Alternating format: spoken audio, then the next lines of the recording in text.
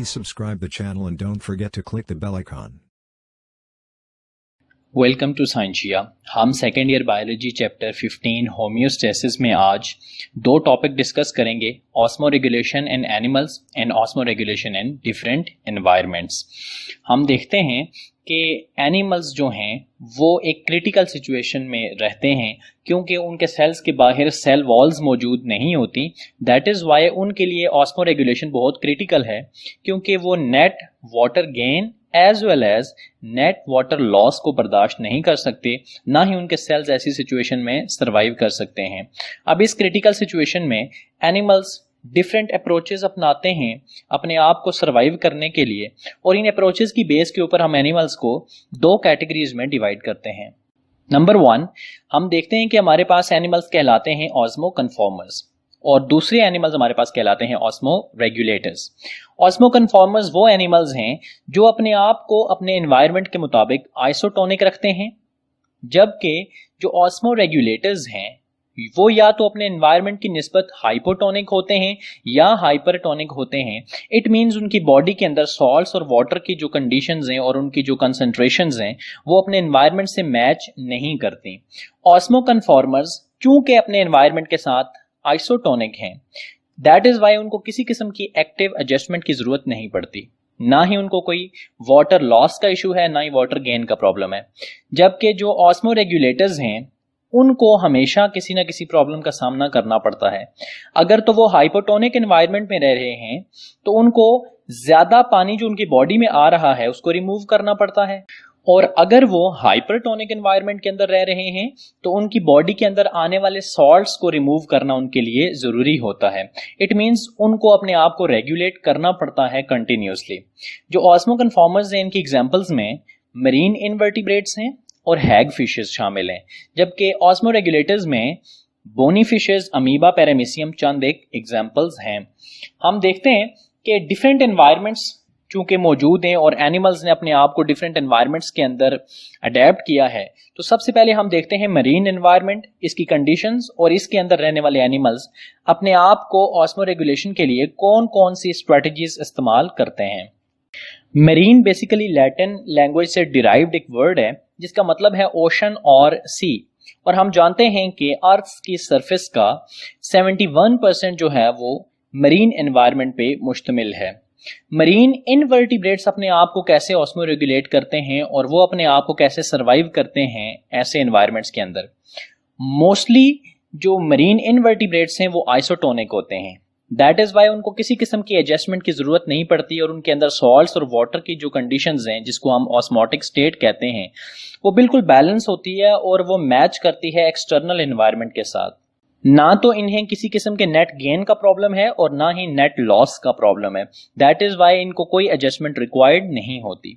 अगर हम वर्टिब्रेट्स को देखें तो उनमें जो सबसे पहले हमारे पास हैग फिशेस आती हैं वो भी आइसोटोनिक हैं अपने एनवायरनमेंट के साथ, और ये ईल लाइक फिशेस होती हैं जो डायग्राम में देखी जा सकती हैं। इनको भी किसी किस्म की एक्टिव एडजस्टमेंट की जरूरत नहीं होती और ये बड़े इजीली ऐसे एनवायरनमेंट्स के अंदर सर्वाइव कर सकती हैं। अगर हम मरीन वर्टिब्रेट्स को देखते जाएं तो उनमें कार्टिलेजनस फिशेस भी शामिल हैं। कार्टिलेजनस फिशेस वो फिशेस हैं कि जिनका स्केलेटन कार्टिलेज से बना होता है, और वो क्या करती हैं ऑस्मो रेगुलेशन के लिए अपनी किडनीज को यूज करती हैं, और उनकी किडनीज एक्स्ट्रा सॉल्ट्स जो उनकी बॉडीज में आते हैं बाहर के एनवायरनमेंट से, उन सॉल्ट्स को गिल्स के थ्रू बाहर रिमूव कर देती हैं। किडनीज के साथ साथ इन फिशेस के अंदर रेक्टल ग्लैंड्स भी पाए जाते हैं, और इन रेक्टल ग्लैंड्स का काम भी यही होता है कि बॉडी में बाहर से आने वाले एक्स्ट्रा सॉल्ट्स को रिमूव करना। यहाँ पे डाइजेस्टिव सिस्टम देखा जा सकता है कार्टिलेजनस फिश का। ये जो रीजन है ये इसका रेक्टल रीजन है, और इस रीजन के साथ यहाँ पे ये ग्लैंड्स अटैच्ड हैं जो यहाँ पे विजिबल हैं। ये ग्लैंड कहलाता है रेक्टल ग्लैंड। ये रेक्टल ग्लैंड्स भी फिश की बॉडी से एक्स्ट्रा सॉल्ट्स को बॉडी से बाहर फेंकने में हेल्प करते हैं, और इन सॉल्ट्स को बॉडी से निकालने के लिए एक्टिव ट्रांसपोर्ट का इस्तेमाल किया जाता है। एक्टिव ट्रांसपोर्ट ऐसी ट्रांसपोर्ट है कि जिसमें हम एनर्जी का इस्तेमाल करते हैं। हम जानते हैं कि मरीन एनवायरनमेंट एक हाइपरटोनिक एनवायरनमेंट है और उसमें ऑलरेडी सॉल्ट्स बहुत ज्यादा हैं, इसलिए बॉडी से सॉल्ट्स को बाहर निकालने के लिए एक्टिव ट्रांसपोर्ट ही इस्तेमाल की जा सकती है, क्योंकि हम against the concentration gradient movement करा रहे हैं। इसलिए इन दोनों एडेप्टेशंस के साथ किडनीज भी अडेप्टेड हैं ताकि वो सॉल्ट्स को रिमूव करें, और इसी तरह से रेक्टल ग्लैंड्स भी मौजूद हैं। इसके बाद ये फिशेस इस काबिल हो जाती हैं कि ये अपनी बॉडी के अंदर सॉल्ट्स की कंसंट्रेशंस को मेंटेन करें, उनको लो कर सकें, और वो कामयाबी से समंदर के पानी के अंदर सर्वाइव कर सकती हैं। मरीन वर्टिब्रेट्स में हम कुछ फिशेस से वाकिफ हैं जिनमें शार्क्स शामिल हैं कि ये फिशेस हाई ऑस्मोटिक कंसंट्रेशंस अपनी बॉडी में पैदा कर लेती हैं। हालांकि इनकी बॉडी के अंदर सॉल्ट्स की कंसंट्रेशन बहुत कम होती है, इवन देन ये मैनेज करती हैं कि अपने बॉडी के फ्लूइड्स को हाइपरटोनिक बना लें। ये क्या मैकेनिज्म इस्तेमाल करती हैं, इसमें हमने ये देखना है कि ये फिशेस जो कि शार्क्स हैं, यहाँ पे आप देख सकते हैं डायग्राम में, ये अपनी बॉडी में ऑस्मोलाइट्स स्टोर करती हैं। What are osmolytes? Osmolytes are organic substances which are used to increase the solute concentrations. ये ऐसे ऑर्गेनिक सब्सटेंसेस हैं कि जिनको जब बॉडी में स्टोर किया जाता है तो ये बॉडी के सॉल्यूट कंसंट्रेशन को इंक्रीज कर देते हैं, और इनमें शामिल हैं urea and TMO। TMO stands for trimethylamine oxide. ये दोनों सब्सटेंसेस ऑर्गेनिक हैं और इनको बॉडी में स्टोर करने से बॉडी की जो सॉल्यूट कंसंट्रेशन है वो बढ़ जाती है। इसका मतलब ये हुआ कि सॉल्ट्स को बॉडी में कम रखते हुए भी ये फिशेस अपने आप को हाइपरटोनिक बना लेती हैं ताकि बॉडी को सरवाइव करवा सकें ये सी एनवायरनमेंट के अंदर और हाइपरटोनिक एनवायरनमेंट के अंदर। लेकिन इसका एक प्रॉब्लम यह है कि यूरिया को ज्यादा बॉडी में स्टोर नहीं किया जा सकता, क्योंकि हायर कंसंट्रेशंस के अंदर यूरिया को स्टोर करना बॉडी के लिए डैमेजिंग होता है और इसके नुकसानदेह इफेक्ट्स आते हैं बॉडी के ऊपर। जैसा कि यूरिया नोन है कि वो डीनेचर करता है प्रोटीन्स को, तो इस डैमेज से बचने के लिए ये अपनी बॉडी में TMO मीन्स ट्राइमिथाइलअमीन ऑक्साइड को स्टोर करते हैं ताकि यूरिया के हार्मफुल इफेक्ट से भी अपने आप को बचाया जा सके और अपनी बॉडी को हाइपरटोनिक भी मेंटेन किया जा सके। बोनी फिशेस की बॉडीज जो हैं ये हाइपोटोनिक हैं। इट मींस इनके अंदर वाटर की कंसंट्रेशन ज्यादा है और सॉल्ट की कंसंट्रेशन कम है as compare to the sea environment. That is why इनको हर वक्त खतरा रहता है और इनकी बॉडी से हर वक्त पानी जाया होता रहता है, क्योंकि पानी मूव करता है from higher concentration to low concentration. That is why इनको बहुत ज्यादा पानी पीना पड़ता है और ज्यादा पानी पीने के बाद ये कंसंट्रेटेड यूरिन प्रोड्यूस करती हैं। कंसंट्रेटेड यूरिन प्रोड्यूस करने से इनको फायदा ये हासिल होता है कि ये मैक्सिमम सॉल्ट्स को बॉडी से रिलीज कर देती हैं और साथ साथ पानी का ज्यादा नहीं होता। इट मींस इनके अंदर ये अडेप्टेशन है कि ये सी वाटर को पीती हैं और उसके बाद ये कंसंट्रेटेड यूरिन प्रोड्यूस करती हैं, जिसकी वजह से ये बॉडी में आने वाले एक्स्ट्रा सॉल्ट्स को रिमूव कर पाती हैं और बॉडी से जाया होने वाले पानी को भी कंपनसेट कर पाती हैं, और ये इनका सर्वाइवल मैकेनिज्म है। जनरली अगर हम मेरीन फिश को देखें कि वो कैसे सर्वाइव करती है, तो हम देखेंगे कि मेरीन फिशेस के अंदर ये होता है कि उनके जो गिल्स हैं उनसे पानी हमेशा जाया होता रहता है पैसिवली, क्योंकि बाहर का एनवायरनमेंट हाइपरटोनिक है और वाटर मूव करता है from hypotonic environment to hypertonic, तो इनकी बॉडी से पैसिवली पानी जाया होता रहता है गिल्स के थ्रू। जब पानी इनकी बॉडी से जाया होता है तो बॉडी में सॉल्ट्स की कंसंट्रेशन बढ़ जाती है और उसको मेंटेन करने के लिए ये फिशेस क्या करती हैं कि ये एक्टिव ट्रांसपोर्ट के थ्रू सॉल्ट्स को भी अपने गिल्स के थ्रू एक्सक्रीट करती हैं। तो वाटर पैसिवली मूव कर रहा है गिल्स के थ्रू, जबकि सॉल्ट्स को ये खुद एक्टिवली बॉडी से बाहर भेजती हैं ताकि बॉडी के अंदर सॉल्ट्स और वाटर को मेंटेन किया जा सके। और इनके अंदर बहुत small amount of isotonic urine produce होता है और इनको इस पानी के ज़या को रोकने के लिए, जो कि यूरिन की फॉर्म में और पैसिवली हो रहा है, इनको काफी ज्यादा समंदर का पानी पीना पड़ता है। That's all about the marine fishes. हम चूंकि डिफरेंट एनवायरनमेंट्स के अंदर ऑस्मो रेगुलेशन देख रहे हैं और अभी तक हमने मरीन एनवायरनमेंट के अंदर ऑस्मो रेगुलेशन और उसके लिए इस्तेमाल की जाने वाली डिफरेंट स्ट्रेटजीज को डिस्कस किया है। अब हम देखते हैं कि फ्रेश वाटर जिसके अंदर सॉल्ट्स का कंटेंट बहुत कम होता है और ये वो पानी है जो कि पिया जा सकता है और कंजम्पशन के लिए इस्तेमाल किया जा सकता है, इन एनवायरनमेंट्स के अंदर हम डिफरेंट स्ट्रेटजीज देखेंगे कि जो एनिमल्स यूज करते हैं अपने आप को सर्वाइव कराने के लिए। सबसे पहले हम डिस्कस करते हैं कि फ्रेश वाटर में रहने वाले एनिमल्स को आमतौर पे कौन सी प्रॉब्लम्स का सामना करना पड़ता है। नंबर 1, फ्रेश वाटर चूंकि हाइपोटोनिक एनवायरनमेंट है दैट इज वाई उसके अंदर जो भी एनिमल रहता है बाहर से पानी एनिमल की बॉडी के अंदर जाता रहता है, जिसकी वजह से एनिमल की बॉडी के अंदर फ्लडिंग हो जाती है, वाटर की कंसंट्रेशन ज्यादा हो जाती है जो उसके लिए नुकसानदेह हो सकती है। सेकेंड प्रॉब्लम ये है कि लॉस ऑफ सॉल्ट्स हो जाते हैं, एनिमल की बॉडी से सॉल्ट्स बाहर निकल जाते हैं और उसकी बॉडी में सॉल्ट्स की डेफिशिएंसी हो जाती है जो कि उसके लिए इन द लॉन्ग रन नुकसानदेह साबित हो सकती है।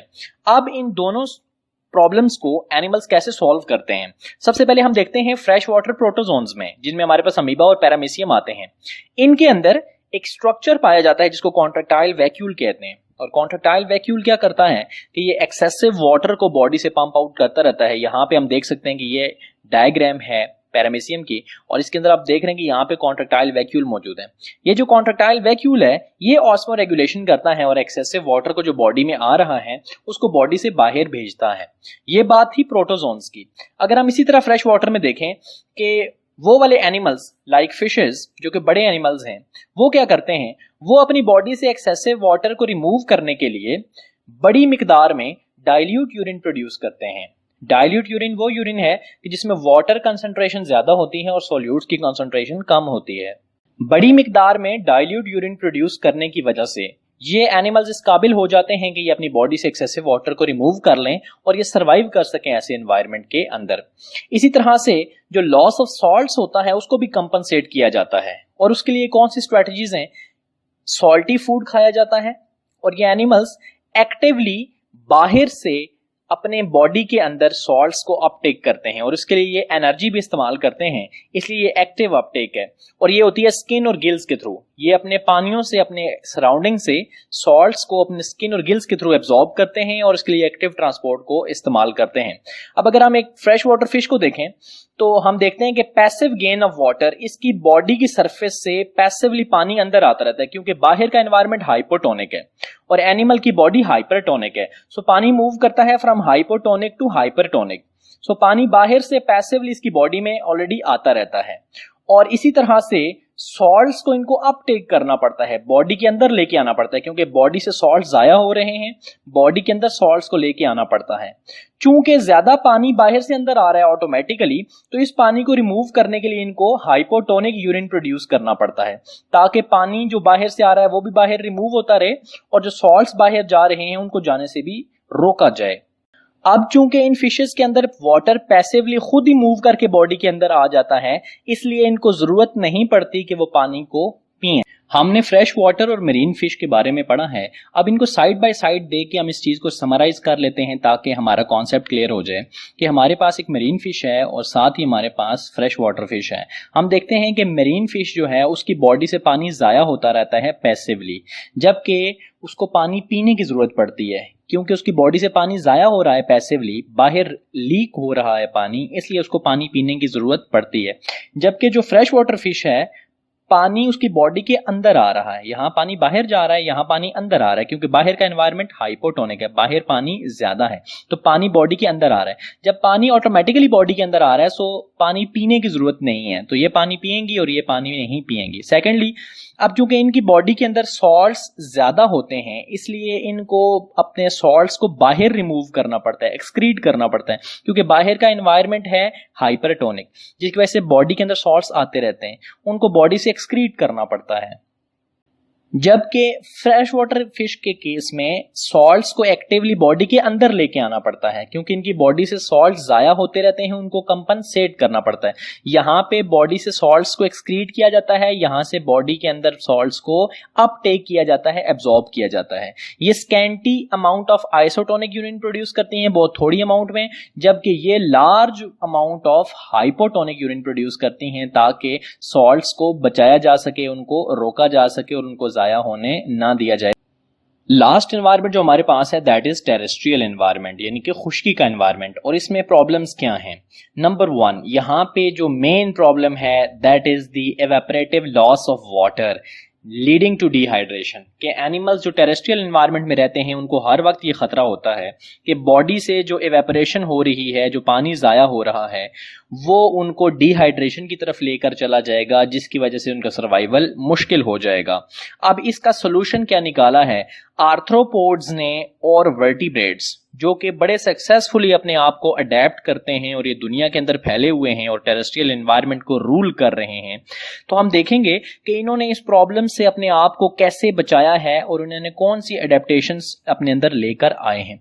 तो अगर हम अडेप्टेशंस को देखें तो हम देखते हैं कि सबसे पहली अडेप्टेशन है कि आपने वाटर लॉस को कम से कम करना है, और उसको कम करने के लिए इंसेक्ट्स के ऊपर वैक्सी एक्सोस्केलेटन मौजूद है, जबकि जो वर्टिब्रेट्स हैं उनकी जो स्किन की बाहर वाली लेयर है वो multi layered dead skin layer है और वो कैरेटनाइज्ड है। उन सेल्स के अंदर कैरेटिन प्रोटीन शामिल है, जिसकी वजह से डेड सेल्स होने की वजह से और कैरेटिन होने की वजह से सबसे बाहर वाली लेयर प्रोटेक्ट करती है वाटर लॉस के अगेंस्ट, और वो बॉडी से पानी को जाया होने नहीं देती।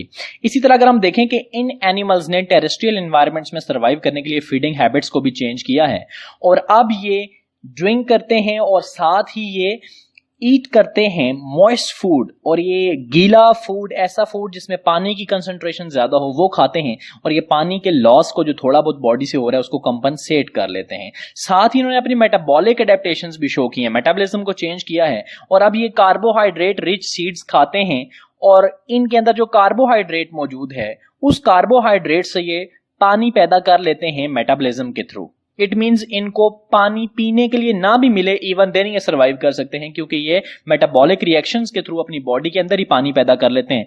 और इसकी एग्जांपल हमारे पास है कैंगरू रैट्स की। इनको कैंगरू रैट्स इसलिए कहते हैं कि इनकी शेप कैंगरू से मिलती है। 4 लेग्स अगर इनकी आप देखें तो वो छोटी हैं और टेल इनकी बहुत लंबी है, तो इन शेप की रिजेम्बलेंस की वजह से हम इनको कैंगरू रैट कहते हैं। और ये कैंगरू रैट जो है ये पानी पिए ना भी तो सर्वाइव कर सकते हैं, क्योंकि इन्होंने अपने आप को मेटाबॉलिकली अडेप्ट कर लिया है। इसी तरह से यूरिन कंसंट्रेशन को मेंटेन करने की भी एडेप्टेशंस मौजूद हैं। इन एनिमल्स के अंदर किडनीज अडेप्टेड हैं और वो पानी को वापस रीअब्सॉर्ब कर लेती हैं और यूरिन में पानी को जाया होने नहीं देती, और इस वजह से पानी का जो वाटर लॉस है बॉडी से हो रहा है उसको मिनिमाइज किया जाता है, और ये कंसंट्रेटेड यूरिन प्रोड्यूस करते हैं जिसके अंदर कम से कम पानी जाया होता है बॉडी से। इसी तरह से जो लास्ट इनकी एडेप्टेशन है that is what we call anhydrobiosis. Anhydrobiosis एक ऐसी कंडीशन है कि जिसमें एनिमल्स अपने आप को इस काबिल बनाते हैं कि वो डिहाइड्रेशन को टॉलरेट कर सकें, क्योंकि फाइनली पानी कुछ ना कुछ तो बॉडी से जाया हो ही रहा है। तो अगर उनको पानी ना मिले और उनकी बॉडी में डिहाइड्रेशन होना शुरू हो जाए तो वो टेरेस्ट्रियल एनिमल्स इस काबिल होते हैं कि वो उस डिहाइड्रेशन को भी बड़ी हद तक फेस कर लेते हैं। इन तमाम डिफरेंट किस्म की एडेप्टेशंस को पैदा करने के बाद ये एनिमल्स इस काबिल हो जाते हैं कि ये अपने सर्वाइवल को एनहेंस कर पाते हैं। एनहाइड्रोबायोसिस में हमारे पास एग्जांपल मौजूद है टार्डिग्रेड्स की।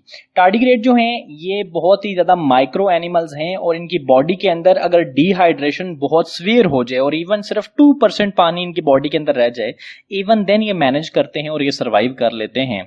तो हम देखते हैं कि ऑस्मो रेगुलेशन जो है वो एनिमल्स के लिए इसलिए बहुत इंपॉर्टेंट है कि उसने एनिमल्स को इस काबिल बनाया है कि वो अपने आप को डिस्ट्रीब्यूट करें वाइड रेंज ऑफ हैबिटेट्स में। एनिमल्स पानियों में भी रहते हैं, खुश्कियों पे भी रहते हैं, पहाड़ों पे भी रहते हैं, फ्रेश वाटर में भी हैं, मेरीन वाटर में भी हैं।